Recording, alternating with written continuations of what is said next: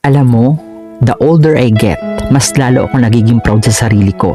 Kasi imagine, I survive all the silent struggles I don't speak about. Yung mga laban na walang nakakakita. Yung gabi nagising ka, pero kinabukasan, kailangan mo pa rin ngumiti na parang okay lang lahat.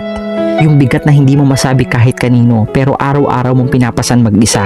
At ngayon, kapag naiisip ko lahat ng yon, napapangiti ako. Not because madali siya, kundi dahil nalampasan ko kahit wala akong tinatakbuhang iba.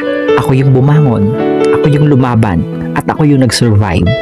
Kaya habang tumatanda, mas proud ako. Not for what I achieved publicly, but for what I conquered privately. Because at the end of the day, I don't feel alone. I have me. I have God. Alam mo, nung na-realize ko lahat ng yan, sinulat ko to. Ikaw yung nandyan nung iniwan ka nila.